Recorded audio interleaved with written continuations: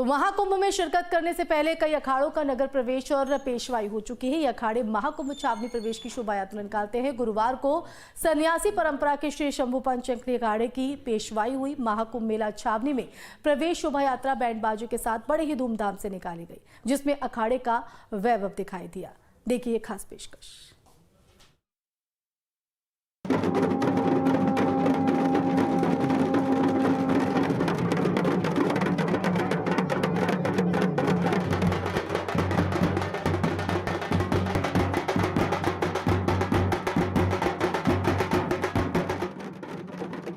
महाकुंभ 2025 की रौनक प्रयागराज में धीरे धीरे बढ़ती जा रही है। जैसे जैसे अखाड़ों की पेशवाई हो रही है, कुंभ क्षेत्र में प्रवेश हो रहा है। कुंभ क्षेत्र गुलजार होता जा रहा है। गुरुवार को श्री शंभू पंच अग्नि अखाड़े की पेशवाई निकाली गई। श्री शंभू पंच अग्नि अखाड़े की पेशवाई देखते ही बन रही थी। आगे आगे बैंड बाजे अपनी धुन बजाते जा रहे थे और पीछे पीछे शाही अंदाज में शोभा यात्रा निकल रही थी। अग्नि अखाड़े की आज छावनी प्रवेश की यात्रा निकल रही है। पहले तो आप यात्रा देखिए कि आगे महामंडलेश्वर पदाधिकारी मौजूद है। दो सवार के साथ साथ इस बार हाथी भी देखने को मिल रहा है, जिसमें महामंडलेश्वर शामिल होकर के यात्रा निकाल रहे हैं। हम किस तरीके से आज आप छावनी प्रवेश कर रहे हैं, कौन कौन शामिल हुआ है महामंडल से, कितने महामंडल शामिल हुए हैं? ये श्री शंभू पंच अग्नि अखाड़े की मंगल छावनी यात्रा प्रवेश है, जिसे हम पेशवाई कहते हैं। अनंत माधव मंदिर से आचार्य महामंडलेश्वर श्रीमद रामकृष्णानंद जी महाराज, महामंडलेश्वर एवं तमाम साधु संत ब्रह्मचारी श्रीमान सभी अखाड़ों के पदाधिकारी भी सब सम्मिलित हुए एवं अनेक भक्तवृंद सम्मिलित हुए, जिसमें आज कुंभ का आगाज तो हो गया, लेकिन आज हमारे देवता अपने अग्नि अखाड़े में प्रवेश कर रहे हैं। हमारी वेद माता गायत्री को आज हम छावनी में प्रवेश कराएंगे। इसके बाद आज से हमारे सारे कार्य प्रारंभ हो जाएंगे। सुबह 11 बजे चौफटका स्थित अनंत माधव मंदिर से अग्नि अखाड़े की पेशवाई यानी महाकुंभ छावनी प्रवेश शोभा यात्रा अग्नि अखाड़े के पीठाधीश्वर स्वामी रामकृष्णानंद की अगुवाई में निकाली गई। अग्नि अखाड़े की पेशवाई में सबसे आगे जहां अखाड़े की धर्म ध्वजा शान से फहरा रही थी, अग्नि अखाड़े की पेशवाई में सनातन का अद्भुत और अलौकिक वैभव नजर आया। वहीं उसके पीछे अखाड़े की इष्ट भगवती गायत्री के रथ का लोग दर्शन कर रहे थे। कोई संत हाथी पर सवार नजर आ रहा था तो कोई नागा घोड़ों पर शान से चलता नजर आ रहा था और कुछ सन्यासी तो ऊंटों पर सवार होकर कुंभ क्षेत्र पहुंचे। अखाड़े के महंत श्री महंत और महामंडलेश्वर ट्रैक्टर ट्राली पर बनाए गए रथों पर चांदी के हौदों में सवार थे। के साथ परशुराम अखाड़े की भी यात्रा आज हमारे साथ हमारा परशुराम अखाड़ा, क्योंकि हम अग्नि अखाड़े के ब्रह्मचारी हैं, ब्राह्मण होने के नाते भगवान परशुराम भी हमारे आराध्य हैं। परशुराम अखाड़े ने भी आज अग्नि अखाड़े के साथ प्रवेश किया हमारे साथ। माँ गायत्री के उसमें जो है अग्नि अखाड़े के साथ परशुराम अखाड़ा भी छावनी में प्रवेश कर रहा है। पेशवाई में नागा सन्यासी भी हैरतअंगेज करतब दिखा रहे थे, जिसे देखकर लोग भाव विभोर हो गए। अग्नि अखाड़े की पेशवाई में हाथी घोड़े ऊंट भी शामिल किए गए, जिन पर सवार होकर नागा सन्यासियों ने महाकुंभ छावनी में प्रवेश किया। ये नागा सन्यासी जो है वो घोड़े पर सवार होकर चल रहे हैं और कुछ रथों पर सवार होकर चल रहे हैं। महाराज जी, किस तरीके से आज आपकी छावनी प्रवेश हो रही है, क्या कहें? आप लोग आज वही डेरा हो जाएगा? हाँ, वही हो जाएगा। आज से डेरा हो जाएगा, आज के बाद वही रहेगा। आप लोग वही जब तक करेंगे? हाँ, वही बिल्कुल। देखिए उत्साह जो है वो पूरी तरीके से देखने को मिल रही है। नागा सन्यासी जो है वो देखने को मिल रहे हैं और साफ तौर पर देखिए तस्वीरें जो है वो। महाराज जी, आज से आप लोग का वहीं पे डेरा हो जाएगा? आज से आप लोग वहीं पे जब तक करेंगे? हाँ जी।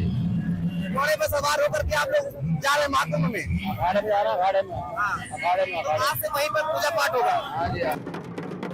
पेशवाई में शामिल संत महात्माओं के दर्शनों के लिए जगह जगह सड़क के किनारे भक्तों की भारी भीड़ नजर आई और शाही अंदाज में शोभा यात्रा ने महाकुंभ छावनी में प्रवेश किया। देखने को मिल रही है। देखिए अखाड़े जो है नागा साधु सन्यासी जो शोभा होते हैं और वो पूरी तरीके से शोभा जो है वो देखने को मिल रहे हैं और अखाड़े के साधु सन्यासी साफ तौर पर घोड़े पर हाथी पर सवार होकर अब कुंभ नगर की ओर प्रवेश कर रहे हैं। अब इनका वहीं पर छावनी हो जाएगा और पूजा पाठ करते हुए ये नागा साधु सन्यासी देखने को मिलेंगे। प्रयागराज से news state Uttar Pradesh.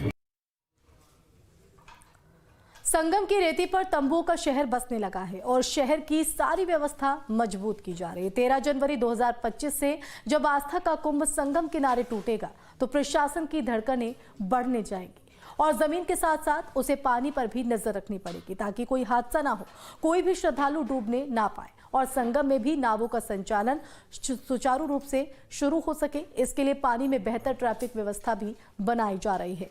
Water drone से पानी के नीचे भी नजर रखी जाएगी। इसके लिए जल पुलिस तैयार है।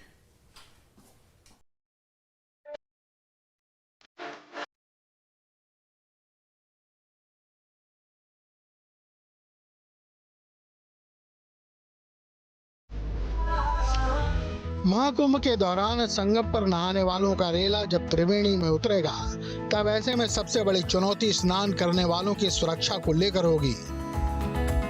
इसके लिए जल पुलिस, पीएसी, एनडीआरएफ, एसडीआरएफ के जवान तो घाटों और पानी में अपनी बोट्स पर तैनात रहेंगे ही, लेकिन स्नान के दौरान घाट पर अगर कोई हादसा होता है, कोई पानी में डूब जाता है या कोई संदिग्ध गतिविधि होती है, तो उसके लिए कुंभ में पहली बार अंडर वाटर ड्रोन तैयार किया गया है।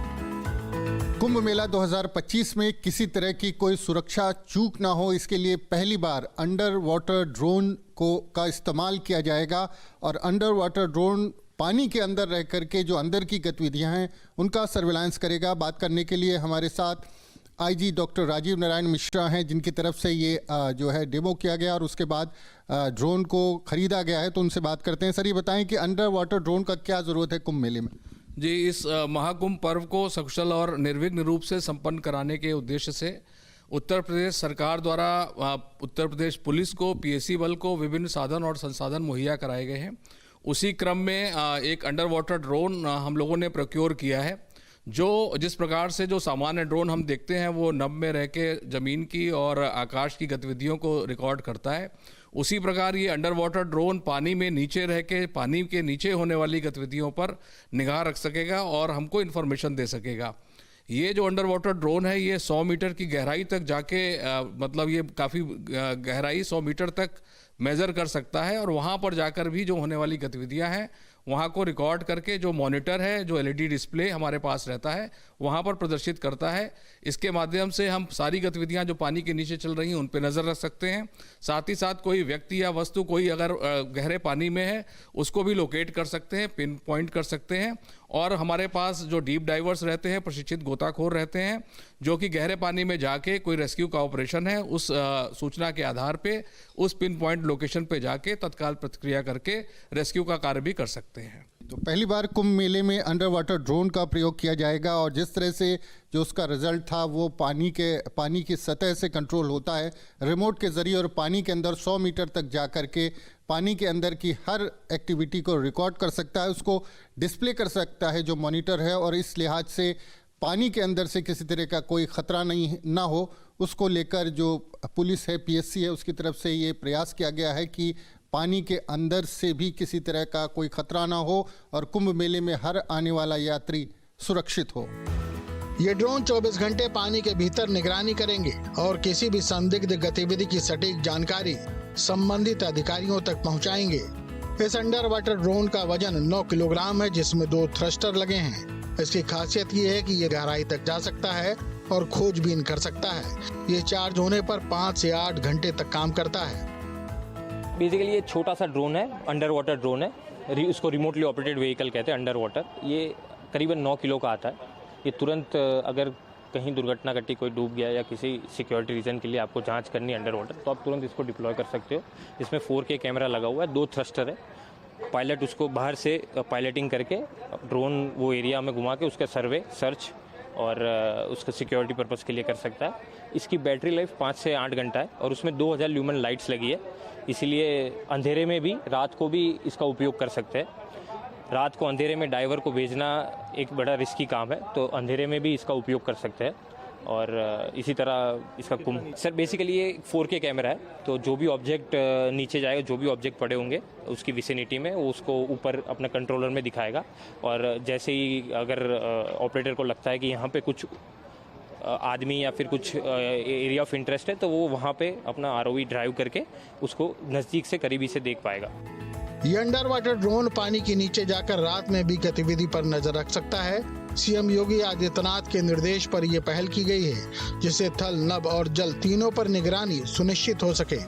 पानी के भीतर किसी भी संदिग्ध गतिविधि को पहचान कर यह ड्रोन ICCC यानी इंटीग्रेटेड कंट्रोल कमांड सेंटर तक जानकारी को भेजेगा। ये ड्रोन आपात स्थिति में तुरंत कार्रवाई के लिए अलर्ट भेजता है। इसके अलावा भी जल पुलिस के पास पर्याप्त सुरक्षा के साधन हैं। देखिए, वो जल में हम लोग लगातार हर प्रकार की निगरानी की व्यवस्थाएं कर रहे हैं। जो PSC के जो बाढ़ राहत दल है वो हर स्नान घाटों पर तैनात किए जा रहे हैं। 10 कंपनी जो PSC की है उसमें सारे कुशल तैराक हैं। जितने भी फ्लड कंपनीज के जवान हैं उनको विभिन्न स्नान घाटों पर व्यवस्थापित किया जा रहा है। उनके पास जो PSC बल है, जल पुलिस है, इनके पास पर्याप्त संसाधन है और नई टेक्नोलॉजी, जैसे आपने देखा कि आज अंडर वाटर ड्रोन को हम लोगों ने प्रोक्योर किया है। इस प्रकार की सारी अन्य भी बहुत सारे संसाधन हैं, जिसमें सोनार सिस्टम है, अन्य भी बहुत सारे जो हमारे पास आइटम्स हैं वो मौजूद हैं, जिसका हम लोग निश्चित तौर पे इस महाकुंभ को सकुशल और निर्विघ्न संपन्न कराने के लिए प्रयोग करेंगे। लेकिन गंगा और यमुना के पानी में स्नान पर्वों के समय जब 4000 नावें सवारियों को ढोती हुई चलेंगी तो उनके बीच यातायात की समस्या आ सकती है, क्योंकि ज्यादा ट्रैफिक होने की वजह से हादसे की संभावना बढ़ जाती है। ये भी पुलिस के लिए एक बड़ा चैलेंज है। लिहाजा इस बार जल पुलिस ने श्रद्धालुओं की सुरक्षा को देखते हुए पानी के ऊपर ट्रैफिक नियम बनाकर बाकायदा 4 किलोमीटर का ट्रैफिक लाइन बनाया है, ताकि श्रद्धालुओं को सुरक्षा प्रदान की जा सके। महाकुंभ में आने वाले श्रद्धालुओं के लिए जहां पर सड़कों पर यातायात प्रबंधन की तैयारी की गई है, तो वहीं अब नाव जो चलती है उन पर भी यातायात प्रबंधन की गई है। जल में भी यातायात नियंत्रण होगा। उसके लिए आप देखिए, सबसे पहले ये देखिए जल पुलिस जो है वो तैनात की गई है और जल पुलिस जो है वो तैनात की गई है और यहाँ पर ये पूरी तरीके से निगरानी जो है वो करती नजर आ रही है। अगर हम बात करें तो महाकुंभ में 50 स्नान घाट में 12 किलोमीटर लंबे जल यात्रा मार्ग पर नदी यातायात प्रबंधन योजना लागू की गई है। इसमें जल यातायात प्रबंधन सुचारू रूप से चलाने के लिए 4 किलोमीटर लंबी रिवर लाइन का निर्माण किया जा रहा है और रिवर लाइन जो है वो पतली सी लाइन आपको देखने को मिलेगी, जिस पर साफ तौर पे अगर बात करें तो वो ट्रैफिक जिस तरीके से आपको लाइनें जो है सड़क पर चलने के दौरान बताती है, उसी तरीके से ये ट्रैफिक लाइन जो है, नाव जो है कि दाहिने चलना है, बाएं चलना है, कहाँ से मुड़ना है, कहाँ पर नाव को लगाना है, क्योंकि हजारों की संख्या में नाव जो है उनका यहाँ पर संचालन होता है। यही नाव जो है वो श्रद्धालुओं को ले जाने का मार्ग करती है। अब देखिए ये लाइन जो नाव है ये लाइन से चलती जा रही है और ये ट्रैफिक लाइन जो है वो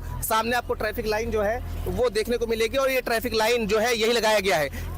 इस ट्रैफिक लाइन के माध्यम से ही आवागमन जो है वो होगा। और अगर बात करें तो यहाँ पर बीच में कहीं यू टर्न नहीं ले सकते हैं, कहीं से घूम नहीं सकते हैं, कहीं से नाव इधर उधर नहीं जा सकती है। सड़क डिवाइडर और ट्रैफिक चौराहों की तरह ही जल पुलिस फ्लोटिंग रिवर लाइन पर ध्यान देगी। यमुना नदी में 4 किलोमीटर लंबी रिवर लाइन बनाई जा रही है, जिसमें से 500 मीटर की रिवर लाइन बनकर तैयार हो चुकी है। डीप वाटर बैरिकेडिंग बॉक्स से ये रिवर लाइन बन रही है। देखिए, हम लोगों ने ये जो वाटर ट्रैफिक है, अभी जो आपको पीछे ये बोट्स दिखाई दे रही है, इनकी संख्या निरंतर बढ़ती जा रही है और बढ़ेगी।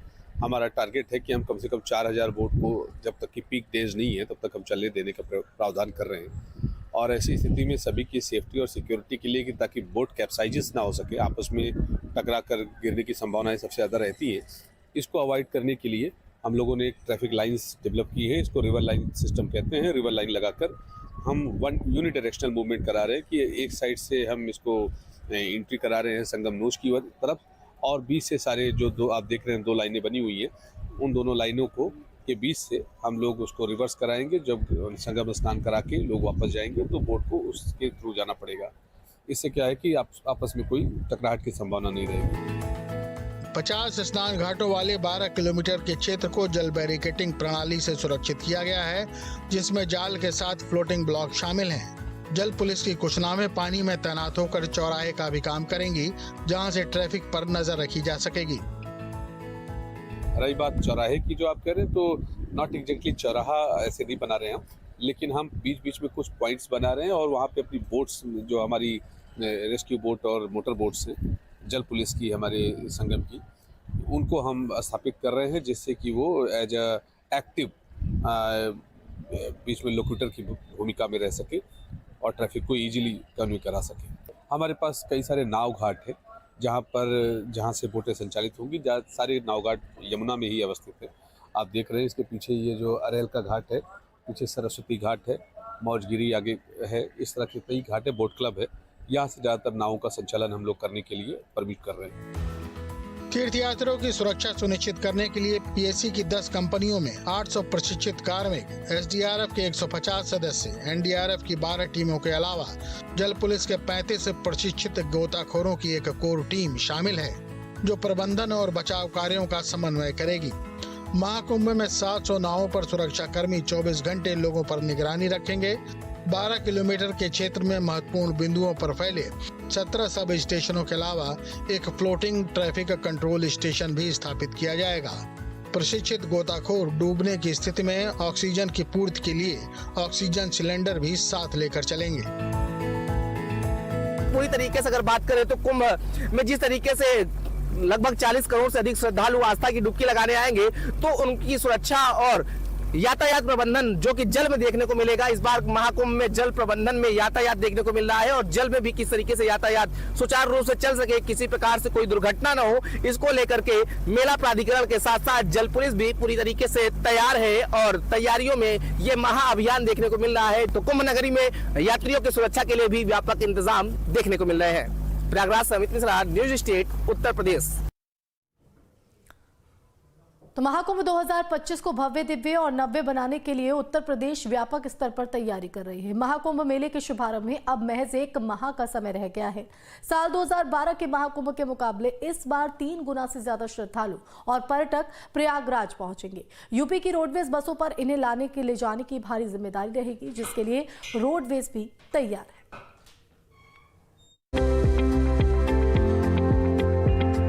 प्रयागराज में लगने वाले महाकुंभ में उम्मीद की जा रही है कि यहां आने वाले यात्रियों और श्रद्धालुओं की संख्या 45 करोड़ के पार हो जाएगी और कुंभ में पहुंचने के लिए यात्री ट्रेन और बसों का इस्तेमाल ज्यादा करेंगे। इस लिहाज से उत्तर प्रदेश राज्य सड़क परिवहन निगम ने तैयारियां पूरी कर ली हैं। निगम की 5 से 6 हजार बसें अलग अलग जिलों से यात्रियों को लेकर प्रयागराज पहुंचेंगी। इसके अलावा परिवहन निगम 550 इलेक्ट्रॉनिक बसों का भी संचालन करेगा। महाकुंभ 2025 के अवसर पे जो श्रद्धालु तीनों पीक डेज पे आएंगे, उनके सेफर इवैक्यूएशन के लिए परिवहन विभाग ने करीब 5000 से 6000 बसेस, रोडवेज बसेस की व्यवस्था की है। इसके अतिरिक्त 550 इलेक्ट्रॉनिक बसेस भी चल रही हैं मेले की अवधि के दौरान। यूपी परिवहन निगम ने श्रद्धालुओं की सुविधाओं के मद्देनजर 200 एसी बसें चलाने का फैसला किया है। ये सभी बसें अगले महीने से अलग अलग जिलों से प्रयागराज पहुंचना शुरू हो जाएंगी। ये बसें 3 चरणों में संचालित होंगी। पहले चरण में 12 जनवरी से लेकर 23 जनवरी तक, दूसरे चरण में 24 जनवरी से 7 फरवरी तक और तीसरे चरण में 8 फरवरी से 27 फरवरी तक बसों का संचालन होगा। पहले और तीसरे चरण में प्रयागराज समेत 10 रीजन की 3050 बसों को संचालित किया जाएगा। दूसरे चरण में जब मौनी अमावस्या और बसंत पंचमी का स्नान पर्व होगा, तब प्रदेश के 19 रीजन से कुल 7000 बसों का संचालन होगा। 3 हम लोग अस्थायी बस स्टैंड बनाते हैं। एक आप जानते होंगे हमारा बेला कछार की तरफ है, एक झूसी में रहता है और एक नैनी में। तो 3 ये अस्थायी बस स्टेशन का निर्माण प्रारंभ हो चुका है। समय से इसको कर लेंगे हम लोग। इसके अतिरिक्त 5 से 6 हजार मैंने आपको बताया, उसकी व्यवस्था की जा रही है। इसके लिए 3 अस्थायी बस स्टेशन बनाए जा रहे हैं, जो बेली कछार, झूसी और नैनी में बनाए जा रहे हैं। यात्रियों की सुविधा को देखते हुए एयरपोर्ट और अन्य प्रमुख स्थानों पर 70 रूटों पर 550 शटल बसें भी चलेंगी। Team news state. वहीं आस्था का पर्व महाकुंभ 13 जनवरी 2025 से शुरू हो रहा है, जिसको लेकर शासन प्रशासन तैयारी में जुटा है। महाकुंभ मेला अपनी विशिष्टता और भव्यता के लिए पूरी दुनिया में प्रसिद्ध है। साल 2025 में संगम नगरी प्रयागराज में लगने वाले महाकुंभ मेले में देश के कोने कोने से साधु संत और श्रद्धालु पहुंचने वाले हैं।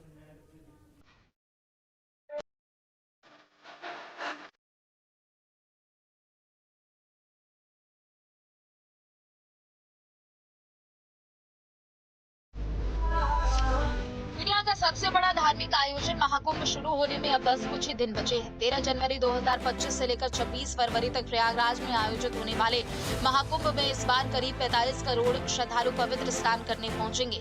श्रद्धालुओं के लिए अच्छी सुविधाएं देने के लिए केंद्र और राज्य सरकार दिन रात जुटी हुई है। मूलभूत सुविधाओं के विकास पर पानी की तरह पैसा बहाया जा रहा है। महाकुंभ के मौके पर इस बार विशेष इंतजाम किए गए हैं। कुंभ प्रशासन ने पहली बार अंडर वाटर ड्रोन की तैनाती की है, जो कि 24 घंटे पानी में रहकर निगरानी के काम को अंजाम देंगे। महाकुंभ में हर आपात स्थिति से निपटने के लिए पहली बार श्रद्धालुओं की सुरक्षा के लिए अंडर वाटर ड्रोन तैयार किया गया है, जो कि 24 घंटे पानी के अंदर हर गतिविधियों की निगरानी करने में सक्षम है।